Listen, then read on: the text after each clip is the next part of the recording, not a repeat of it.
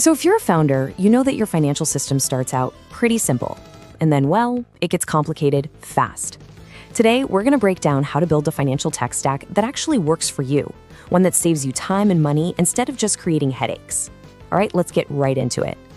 Does this look a little too familiar? You know how it goes, right? You start with a spreadsheet, then you bolt on a payment app, maybe some free bookkeeping tool you found online.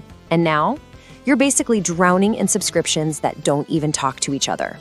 Look, it's a super common problem, but it has some pretty serious consequences. We call this stack creep. You're juggling QuickBooks over here, Stripe over there, a bunch of Google Sheets, and maybe even a literal shoebox full of receipts. And what's the result? Well, you're wasting tons of time on manual data entry. The risk of errors is sky high, and it's a complete mad scramble when investors or the CRA come knocking for clean numbers. Okay, so let's completely reframe how we think about this. A financial tech stack isn't just a random pile of software you're paying for. No, it's about being deliberate, right? It's a structured set of tools designed to work together as one cohesive system. The whole point here is to give you clarity, not just another administrative headache. So before you even think about picking a single tool, your whole strategy needs to be guided by 3 core principles. First, it's got to be scalable, so you're not tearing it all down and rebuilding it every 6 months. Second, it has to be compliant, especially with Canadian rules around things like payroll.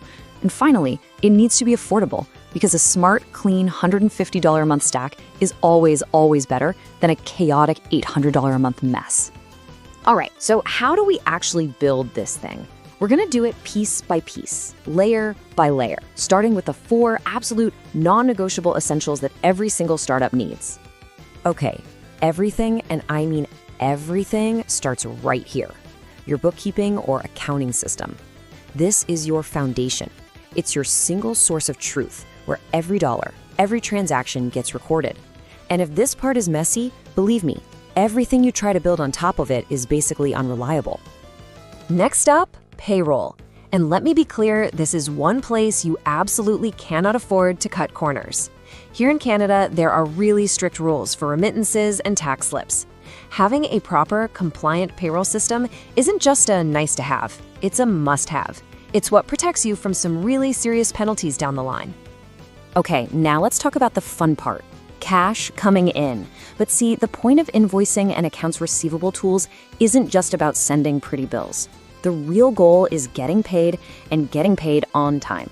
Automating this whole process, from collecting payments to sending out reminders, is just crucial for keeping your cash flow healthy.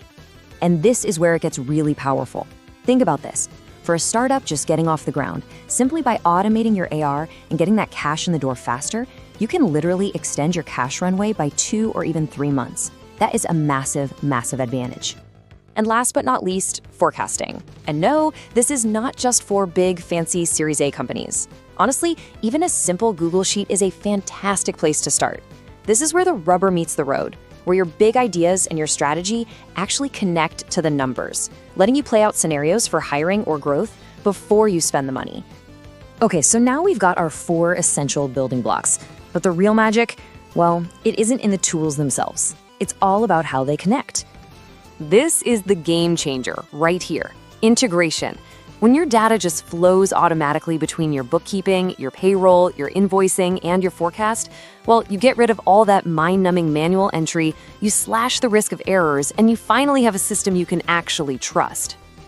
And this is what it's all about. We've gone from that tangled, chaotic mess of tools to a clean, integrated financial system. So now, you're not just reacting to numbers that are weeks old. You're actually managing your business with real, genuine clarity. So what does this actually look like in the real world? I mean, how does the stack grow with you from day 1 all the way to your Series A round? Okay, so this table really lays out the roadmap for you. Look, when you're pre-seed, it's all about survival and keeping things simple. A starter version of QuickBooks or Xero and a Google Sheet is totally fine. But then you hit the seed stage and things get a bit more complex. Your team is bigger, so you need real tools for payroll and expenses, and your investors want more sophisticated reports. And by the time you get to Series A, you're playing a totally different ballgame.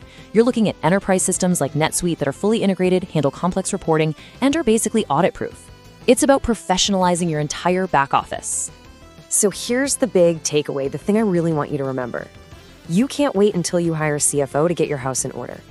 The best way to think about this is that the right tech stack, it's your very first finance hire.